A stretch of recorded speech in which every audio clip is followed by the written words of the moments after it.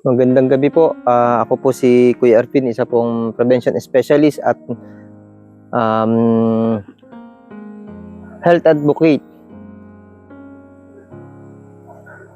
Ginagawa ko po ang mga ganitong klaseng video para makapagbahagi ng mga impormasyon para sa ating kalusugan, para maiwasan, para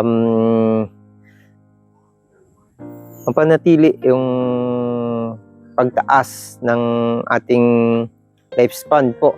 Kasi kung mapapansin natin, talagang napakababa na ng lifespan natin. Ngayon po ay nasa 70 years old, pero ilan na lang din ang nakakaabot ng edad na yan.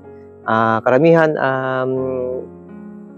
umiidad lang ng 50. Ano po? At meron nga rin kadalasang nawawala sa edad na 20, 30, 40. Masarap ang buhay sa mga probinsya na katulad nito. Maraming puno, sariwa pa rin yung hangin kahit na may mga lugar na polluted, pero kapag pumunta ka sa mga ganitong lugar, mapipil mo yung sariwa ng hangin.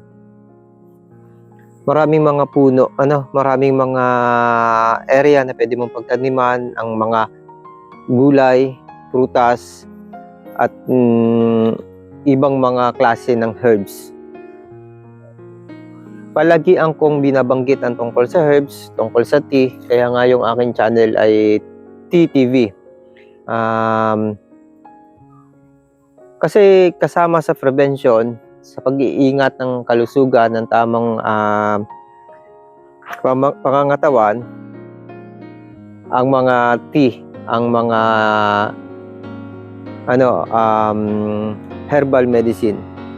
Actually, yung tinatawag nating herbal medicine, yan po ay protection ng katawan, yan po ay pagkain ng katawan. Kadalasan sa panahon ngayon, yan yung ginagamit nating pang-cleansing, yan yung ginagamit natin, nabibili natin sa mga supermarket o kaya sa mga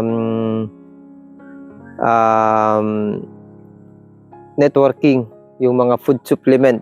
Nauso yung mga food supplement dahil nauso ang iba't ibang klase ng mga sakit, ng pahihirap sa ating kalusugan na nagiging problema natin. At kahit nga ngayon, sumilip ka sa ospital, makikita mo, mapapansin mo kung gaano kadami ang mga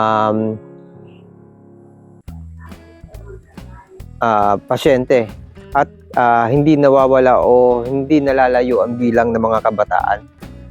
Ang TTV po, binuo ko ito para sa paghihimok, paghikayat sa mga magulang, na simulan natin ang pagpiprevent, ang preventing, ang health prevention para sa mga kabataan.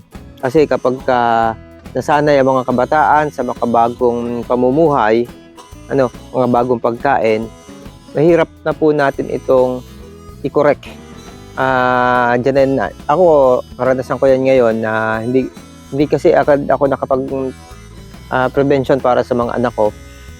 Nahihirapan ako na i-correct sila. Pero hindi ako tumitigil hanggang hindi ko nako-correct kasi ang ginagawa ko para sa kanila, para sa magiging pamilya nila. Kaya sana kayo ganun din. Kung malalaki na yung anak nyo, sana wag kayong manghina na mai-correct sila. Kasi sino ba namang magulang ang may gusto ng anak ay naghihirap sa mga sakit at nauuwi sa hospital at minsan ay sa kamatayan. Kaya patuloy natin gawin yon. Ako nga kanina, may konti pang lote. Bumili ako ng iba't ibang uri ng prutas na magiging shelter dito sa aking bakuran. Halip na kung ano-ano lang na punong kahoy ang tumutubo, mas minarapat ko na mga fruit berry. Kasi yun yung kailangan ng katawan. Ang mga pagkain natin ngayon, Ang tamang katawagan diyan, pamatid gutom lang. Hindi ka agad-agad mamamatay, siyempre kailangan kaysa sa mamatay ka sa gutom, kainin mo 'yan. Ano, mahirap kasing mamili pagdating sa labas ng tahanan kung ano yung iyong kakainin. Pera na lang kung may baon ka. Talagang kakainin mo 'yan. Ako nga, papakita ko sa inyo yung kinain ko. Ano, ayan. Ah, minsan kasi may mga time na dahil nga kinasanayan natin, hahanap-hanapin mo pa rin. No, pero yung ganyan mga pagkain, hindi naman addictive yan na palagian mong gagawin. Hindi katulad ng alak, ng sigarilyo, ng bisyo. Nakaka-addict siya na mayat maya hahanapin mo. Kaya yun, swerte din ako kasi natigilan ko yung alak, sigarilyo.